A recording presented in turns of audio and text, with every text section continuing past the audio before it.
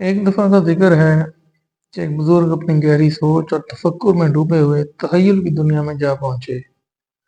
وہاں انہوں نے ایک منفرد سوال کا سامنا کیا: اسلام میں سور کا گوشت کیوں حرام ہے؟ یہ سوال ان کے دل و دماغ میں اتر آیا اور انہوں نے فیصلہ کیا کہ اس کا جواب خود سور سے پوچھا جائے۔ جب وہ تخیل کی دنیا میں سور کے سامنے پہنچے تو انہوں نے سوال کیا: اے سور، بتا، تیرا گوشت اسلام میں کیوں حرام ہے؟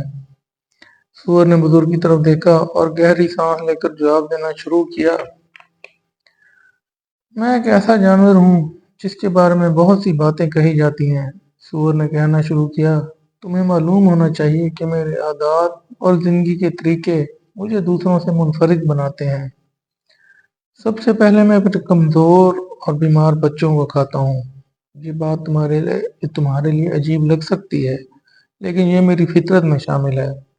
میں وہ جانور ہوں جو لاشیں، کتے، چوہے اور دیگر غلیظ چیزیں بھی کھاتا ہوں۔ میرا جسم ایک طرح سے کچرا کھانے والا ہے اور میں وہ سب کچھ کھا لیتا ہوں جو دوسرے جانور چھوڑ دیتے ہیں۔ بزرگ حیرانی سے سنتے رہے اور سور نے اپنی بات جاری رکھی: میرے پاس ایک کمزور نظام ہاضمہ ہے جس کی وجہ سے میری جسمانی حالت اکثر خراب ہوتی ہے۔ خدا نے انسانوں کو اس بات سے آگاہ کیا ہے کہ میرا گوشت نقصان دہ ہے، اور اس لیے اس نے خبردار کیا ہے کہ میرا گوشت نہ کھاؤ، نہ ہی میری لاش کو ہاتھ لگاؤ۔ میرا جسم بیماریوں اور کیڑوں کا گھر ہے۔ میرے گوشت میں چربی اور کیڑے اتنے مضبوط ہوتے ہیں کہ انہیں مارنا آسان نہیں ہوتا، حتیٰ کہ کھانا پکانے کے دوران بھی۔ سور نے مزید بتایا کہ وہ زہریلے سانپ کھاتا ہے اور یہ سانپ اسے کاٹتے بھی ہیں، لیکن ان کا زہر اسے نقصان نہیں پہنچا سکتا کیونکہ اس کا جسم اس زہر کو چربی کے خلیوں میں جذب کر لیتا ہے۔ یہ بھی ایک وجہ ہے کہ میرا گوشت صحت کے لیے نقصان دہ ہے۔ آج کل جدید فارموں میں پنجروں میں بند ہوتا ہوں، سور نے افسردہ لہجے میں کہا۔ اس سے میں تناؤ کا شکار ہو جاتا ہوں۔ میں اپنے پنجرے کی سوراخوں کو چبانے لگتا ہوں، یہاں تک کہ میرا چہرہ خون آلود ہو جاتا ہے۔ یہ میری صحت کو مزید خراب کر دیتا ہے اور میرے جسم میں بیماریوں کا مزید اضافہ ہوتا جاتا ہے۔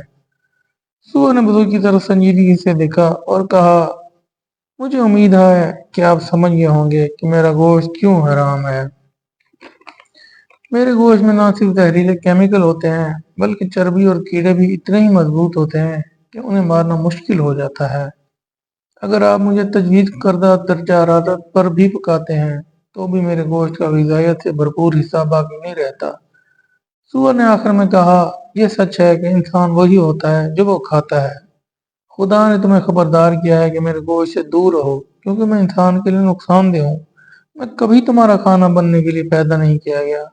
یہ الفاظ سن کر بزرگ کے دل میں ایک نئی روشنی جاگی۔ انہیں سمجھ آ گیا کہ سور کا گوشت اسلام میں کیوں حرام قرار دیا گیا ہے۔ یہ حکم صرف ایک مذہبی قانون نہیں بلکہ ایک حفاظتی تدبیر ہے جو انسان کی صحت اور فلاح کے لیے دی گئی ہے۔ اس واقعے نے نہ صرف بزرگ کو بلکہ ہر شخص کو پیغام دیا جو اس کہانی کو سنتا ہے: مذہب پر عمل کرنا صرف روحانی فائدہ ہی نہیں دیتا بلکہ جسمانی فائدہ بھی دیتا ہے۔